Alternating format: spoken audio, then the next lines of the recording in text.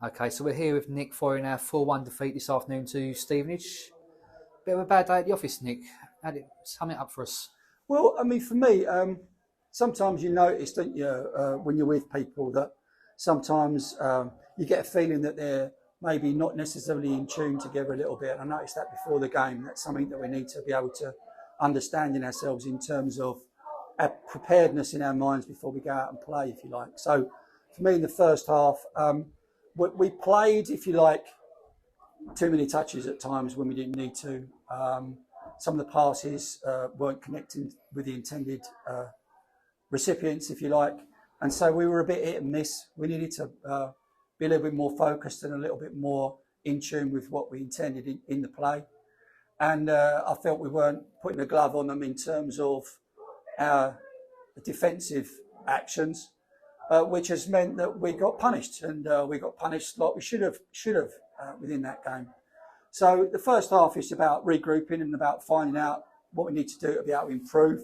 And like anything else, it's not necessarily the way we were playing the first half, because we were playing very well in terms of our style of football, but we just weren't playing it with the urgency or speed or, if you like, flair maybe that we ordinarily did. Second half, we went out there and we matched them, I think. And I think we put up a good show second half. And those things that were missing in terms of the timing between our actions was reduced. So it made us more efficient, more effective, getting into the final thirds, getting shots away, getting crosses away, getting into dangerous situations. So for me, second half probably represents us how we should play and how we should have played in the first half. And then it might have been a different result, but don't take it away from Stevenage. They came here, they worked hard, they got their points, and they're taking 3 points home.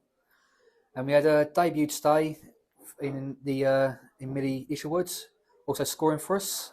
Yeah, Millie, as I say, obviously you announced her today. She's, I'm sure, going to be very good for us. She's a very eager and accomplished young lady in football, for a youth football through the academy system, through both Essex, Arsenal and then Chelsea, and being a FA Youth Cup winner in Chelsea team, and against City that was, so against good opposition.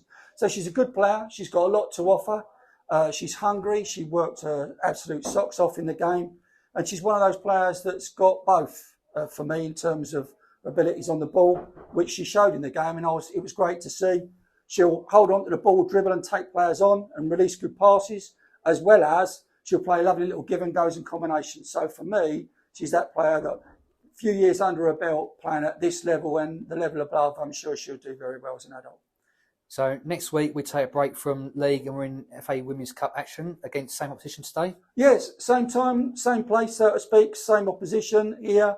Obviously it'll be a different game. They've seen us play, they know what we're capable of now, especially from that second half performance, which I think represented us, as I say, more so than we would usually play, as you obviously saw from Wroxham game and the first game of the season against Colney. Really hungry and good fighters and could keep hold of the ball. We need to be aware of their speed, their opportunities to see their forward players who were rapid.